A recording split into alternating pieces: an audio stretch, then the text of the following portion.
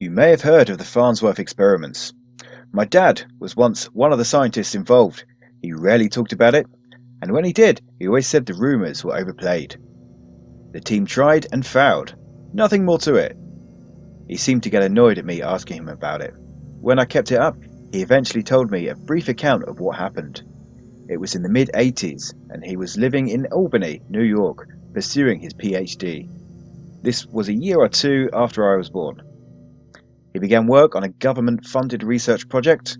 The experiments were to be done under absolute secrecy.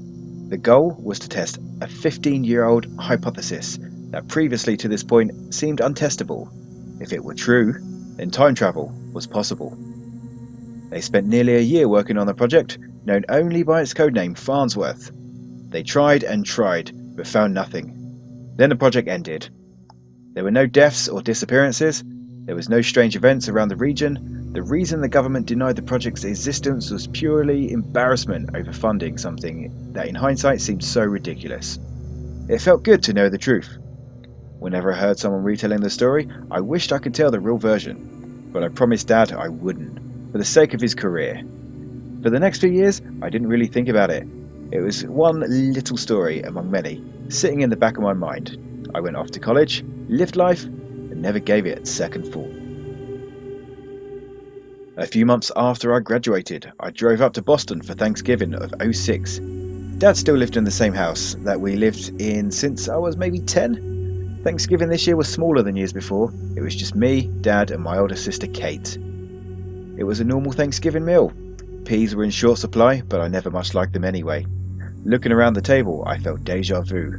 We all sat in our usual chairs, clustered around the part of the table not covered in papers and screens filled with incomprehensible equations. It's nice to be back. Just when the meal was drawing to a close, there was a knock on the front door. I went to go open it. It was a man, maybe 60 years old. He looked very worn out. His greyish hair was a mess. He was unshaven. My dad came over and said, "Bill, what are you doing here?" The man walked in and shut the door behind him. Dad looked over to us and said, "This is Bill Benson, an old colleague of mine." Bill looked at me and Kate, then back at my dad. "John, is there somewhere we can talk? Privately?" "In my office. Are you okay?" "I don't know." They walked away quickly. Kate and I waited for them to come back, very curious about what was going on. She seemed to remember him, just barely, from back in Albany. She must have been around 4 or 5 at the time. We kept looking down the hall to Dad's office. The door remained shut. No words possible to make out. After what felt like half an hour, Kate said, "I have an idea." She led me upstairs to our old bedroom, situated right above Dad's office.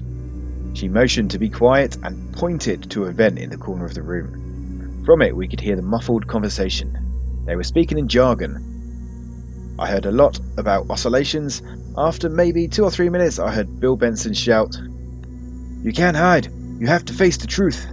My dad replied, sounding more nervous than I had ever heard him, "I don't know why you went back." I got up from the floor quickly, hitting my head on the shelf with a loud thud. I heard the conversation stop as me and Kate walked quietly out of the room. We heard footsteps downstairs. As we descended the old wooden flight of stairs, Dad walked into view. "How much did you hear?" he asked. I replied, "We were there maybe 5 minutes." He told us to sit down at the table. We went back to the dining room. Bill Benson sat too, taking some old notebooks off the seat of his chair and putting them on top of the cluttered side of the table. Dad took a deep breath and started to speak. "Kate, Robert, I have some things I need to explain."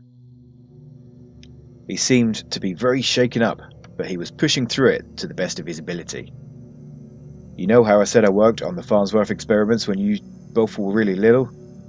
When I told you we failed? That was a lie. It worked out better than anyone could have expected. But there was a problem. A big problem. And now we don't talk about it. We think about it as little as we can, and we never go back. That's why we moved away from Albany. Now Bill's problem is he went back. He shouldn't have. We can't get ourselves back involved." He looked at my sister. "For your own good, don't try any detective work. Live like I live, like nothing ever happened. Those of us who ignore the past are fine. Now we're going to eat dessert like nothing happened, and we're going to forget, okay? I nodded, though my head was filling with questions. Bill looked over to Dad and said, I can't just leave it like this. I tried for years. We have to find the ones they took. Emily might be out there.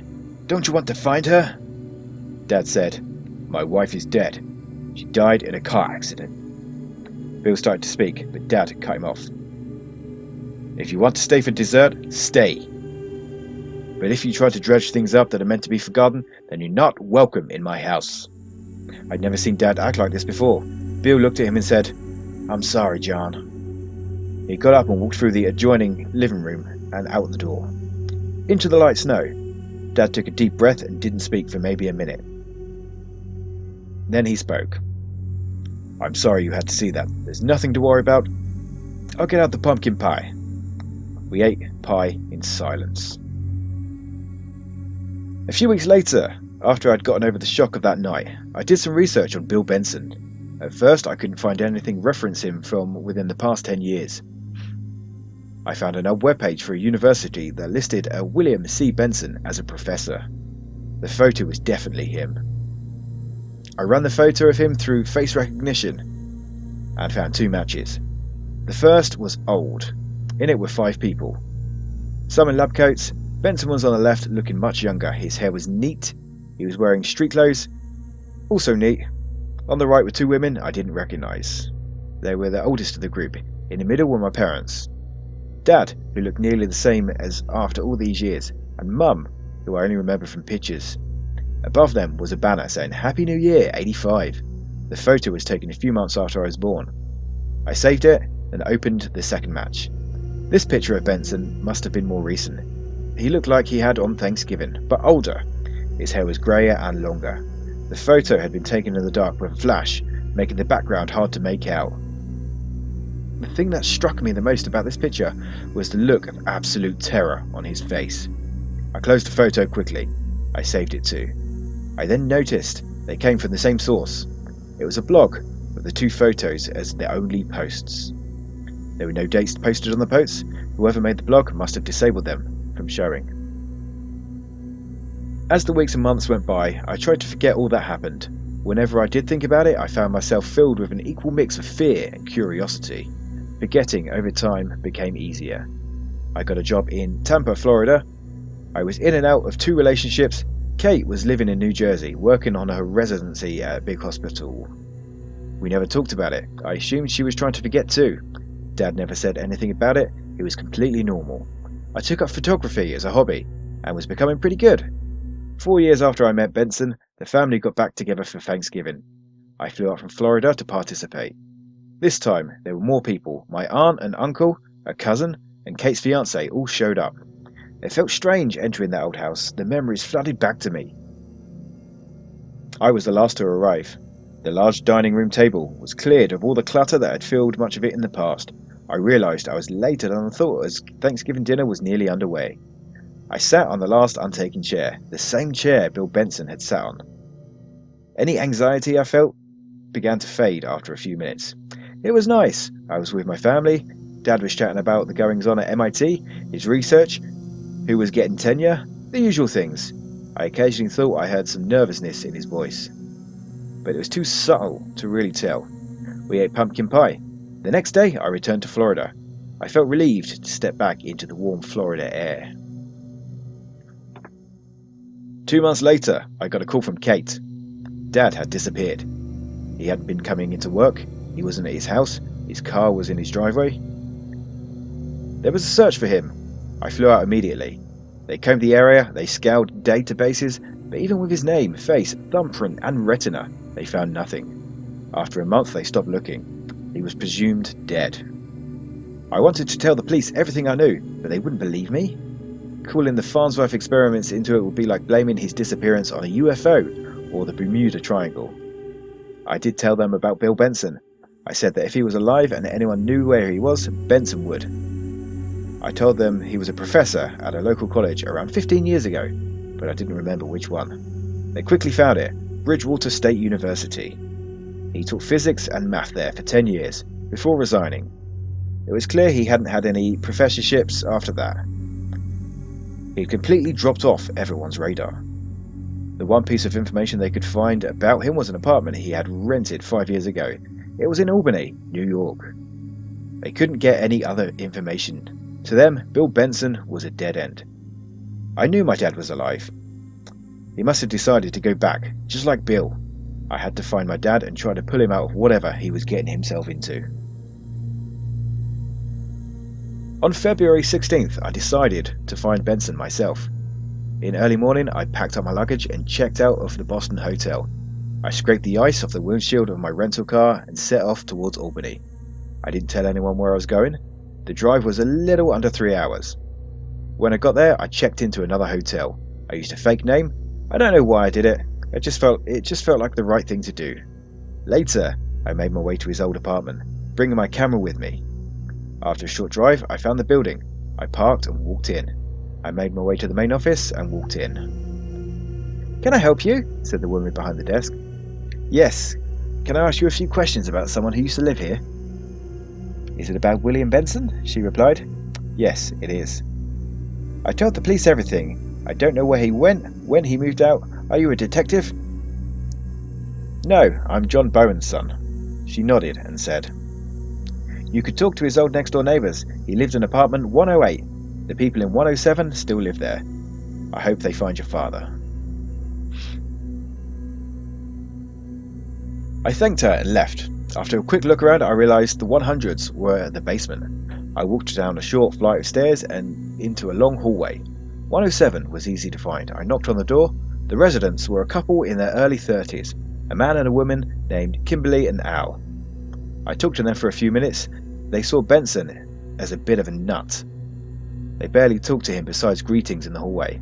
As I was about to leave, Kimberly seemed to remember something and told me to wait. She ran into the apartment and came out a minute later with a small tape-shut cardboard box. "He told us if anyone trustworthy came looking for him, to give this," she said. I thanked them both and returned to my car, ripping through the tape. In it was a ridiculously old-looking cell phone, a photograph and a few pieces of paper. I looked at the photograph first. I knew that photo. It was the New Year's Day photo, the exact same photo I'd seen on the internet 4 years previously. Memories came flooding back. I thought the day Bill Benson came to the Thanksgiving dinner and what he had said. I took a deep breath. I looked at the papers, sheet after sheet of random notes and equations. I then flipped open the cell phone. It turned on. I opened the list of contacts. Only one was listed. It was a cell phone number under the name Call. I did. It rang once, twice, 3 times. Then I heard a voice. "Who is this?" said the phone. "It's Robert Bowen," I replied. "Good. Meet me in half an hour in Washington Park. I'll be by the fountain." The call cut off. I knew it was Bill Benson. I remember his voice clearly. I put the contents of the box in my camera bag and then made my way by foot to the park. After a bit of walking, I saw the fountain in the distance. Snow lightly fell. As I got closer to the fountain, I realised it was off, presumably for the winter. I brushed the snow off the bench and sat down waiting. After about 10 minutes, I saw someone walking towards me, out of the storm. It was him. Bill Benson sat down. He looked older than when I last saw him. His hair was completely grey. It looked like he hadn't cut it for a while, and he finally said, "Someone came." "Have you seen my dad?" I asked. He replied, "No, but I'm trying to find him though." "What happened to him? Where is he?" Bill took a long pause, then said, "I don't want to get you involved. I'm sorry I brought you into this, and I'm sorry I brought your John back into this. He was the only one who made a clean break." What happened with the Farnsworth experiments? What is it that everybody has been trying to hide from me for my entire life? It's for your own good that I don't tell you. Do you have the photograph in the box? I pulled the picture out. Bill took it and pointed at the woman on the far right. "Disappeared. Insane. Disappeared. Disappeared. Oh, and there's me. I'm trying to find these people, not send more off." And with that, he left, running away without another word. I snapped a picture of him as he disappeared over a hill. I looked at the ground and saw his footprints in the snow. I started following them before they were filled in. It felt like I'd been following those footprints for an hour. They just kept going, faint, but not quite filled in. I finally stopped to catch my breath. I was thinking Bill Benson must be keeping in great shape. He, in his 60s, was easily outpacing me, a 26-year-old. Then a more unnerving thought came to mind. Washington Park was less than half a square mile large, but I had been going straight for what must have been well over a mile. I wasn't going in circles, was I? Also, hadn't seen the road in a long time. I began to look around. I was in the middle of a snowy wilderness. I was just in the city. How could I be here? The snow was starting to get pretty light. I pulled out my cell phone. No reception. Bill's cell phone? No reception. I looked at the footprints. They were almost gone, but not quite. I kept going for maybe 20 more minutes until I found where they were going to. They stopped at an old building made of sheet metal. It looked to be 2 stories. It had 1 window and 1 door. That building gave me the creeps.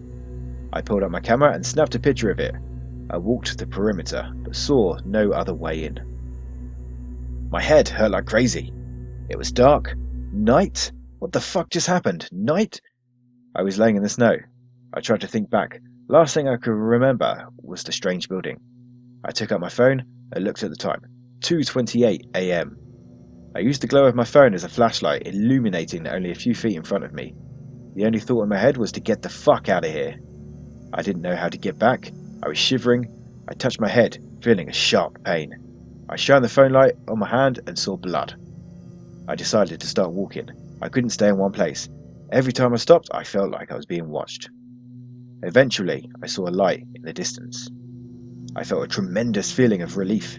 It was civilization. As I grew closer, the light grew brighter. Only one light. It certainly wasn't downtown Albany. Maybe it was a farmhouse. Somewhere warm and safe. I began to run. Cell phone outstretched. I felt a sinking feeling as the source of light grew more apparent. It was the sheet metal building. The light was coming from one window, then it turned off.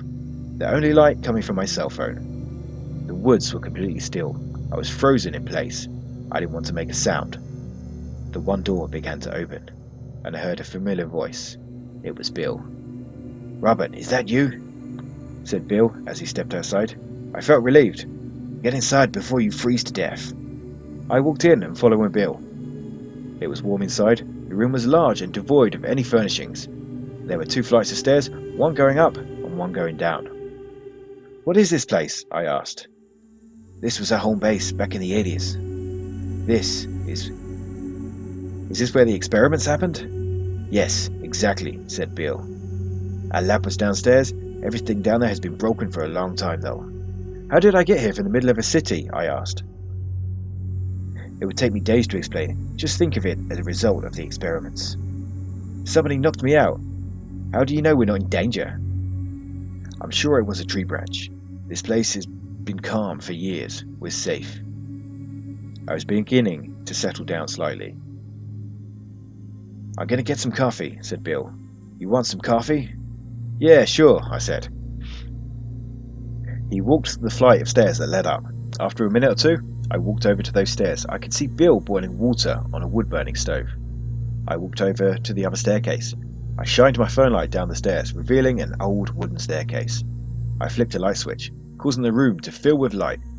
It was a laboratory, with many devices I didn't know the purpose of. I nervously walked through it. On the other side of the lab was another door. I tried it. It opened without resistance. I flicked another switch and saw another lab. Very similar to the first, but a little bigger. I noticed a banner on the far wall. It was old and faded, but I could still make out what it said. "Happy New Year, 85. I noticed on one table was an old notebook. I picked it up and opened it. It was lab notes. I began to read. A lot of it I didn't understand, but one section was relatively clear. It was a series of journal entries by one of the scientists. I don't have the notes, but I'll try my best to summarize what I read. Early entries are calm and optimistic. Lots of technical stuff. They ate pizza one night. Then there are the next few entries. More spaces out. They are mostly talking about an issue with oscillators. The Tony's wearier. And then there's a 3-month gap. The next entry was the last, and I remember it clearly, word for word. It said, "We're being watched." I know it. I hate that hole. I didn't know exactly what it meant, but all my nerve seemed to leave. I wanted to go back upstairs, but first I would take some pictures of the journal. It would only take a second. I took the camera out of my camera bag and turned it on. On the screen were flashing words, "out of memory."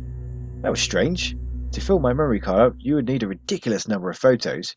It was barely 7% full when I last looked. When did I last use the camera? Before I blacked out? I heard faint footsteps from far away. "I got coffee," shouted Bill. "Be there in a minute," I shouted back. My mind was now focused on this peculiar problem. I began to scroll through my photos. Each picture had a number, the date it was taken, and the size of the screen around it. There was a picture of Bill's old apartment building. There was Bill running over the hill. There was the metal building. There it was again, and again. How many pictures of it did I take? I must not have blacked out. I lost a portion of my memory. I kept clicking through the pictures. I must have been taking them like mad, but in the pictures, I walked back into the woods. There were 10 or 20 of snow and trees. Then one of a man. Bill. He looked mad. I couldn't remember any of this. I'm guessing he was mad that I followed him. He calmed down in the next few pictures. We then showed up back at the metal building. I had no idea why we went back. Bill opened the door and we went in. Coffee's getting cold. I'm almost done with something. The next few pictures were of the ground floor, the metal building, but it was filled with furniture. All of it looked like it had been falling apart for a long time. Where did it all go? I felt a chill go up my spine. The next photos were of the first lab. I must have been trying to document every machine. Finally, I got to a photo where Bill reached the door to the second lab, the room I'm in now. I must have gone through the same routine, photographing everything. There was the banner, there was the lab notes. Then one photo showed up that confused me. It was of another door, one I didn't see anywhere in the room. The file size of this photo was 15.3 gigabytes. "Are you coming? Don't stay down there too long." The file sizes were expanding with each image. The next was a look at the door from further away, then one of Bill opening the door, obviously straining himself. The screen on my camera labelled this photo as the fourth from the last. 3 more. I pushed the button to see the next. It was Bill. He looked terrified. Then it hit me. This was the same photo I saw online 4 years ago. The background was too dark to make out what was in the third room. Whatever it was horrible. I could see it in his eyes. "I'll just bring the coffee down there to you then," Bill shouted calmly from 2 rooms away. How could he be so calm after what he saw? How could he say everything was safe? My fingers shook, but I managed to move out onto the next picture. It was a hole, going deep, deep down.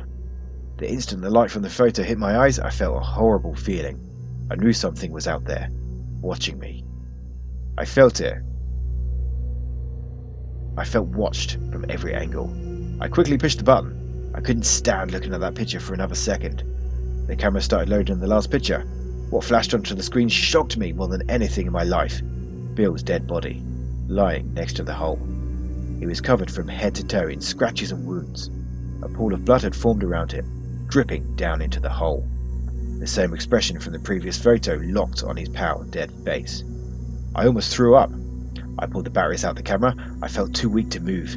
Then another thought came to mind. If Bill Benson was dead, who was it I'd been talking to the last few hours? Who was it whose footsteps were coming from the second lab? I felt the watching return. There was nowhere I could hide. I heard the footsteps grow louder. Bill, whatever this thing was impersonating him, was standing in the doorway. I could see through the disguise. The form I once saw as Bill was composed of grey wisps and tendrils, somehow forming one creature. Now I could see what was watching me. More and more of them became clear. They moved in on me from all directions. They seemed to form themselves into millions of arms, each grabbing me. I struggled with all my might, but I was helpless. They felt cold and horrible. Then they started to pull me across the room. I managed to get one glimpse of where they were pulling me. An open door. They were pulling me towards that hole. I struggled as they dragged me through the small doorway, past Bill's body, closer and closer. Then they stopped. I don't know how long I was held there. All I know is eventually I passed out from exhaustion. I woke up in the field. I was alive. I still felt watched, but I was alive. Today, I'm back to living my life. The best that I can. They spared me. I don't know why. Now I'm under a sort of house arrest, if you will. I'm somewhere where I can't make trouble. I've been here for 3 years. It's now 2013. I have a job, an apartment. They're always there in the corner of my eye, watching me every day. I haven't told anyone. I don't know why they do different things to different people. Some they watch, some they kill, and to some they do much worse. I now concluded that the Farnsworth experiment sought to find a means of time travel by drilling through another reality, but nobody considered what inhabitants it might have. I'll end with a brief statement to the people who were in my old life. My name is Robert Lawrence Bowen. I was born in 2084. I'm 29 years old. Dad, if you're reading this, take your own advice. Kate, don't come for me. That also goes for everyone back in Florida. By the time any of you read this, I'll be dead. Don't try to save me. Don't try to change the past. They won't let you. The Farnsworth experiments have had many victims. Don't let yourself become one.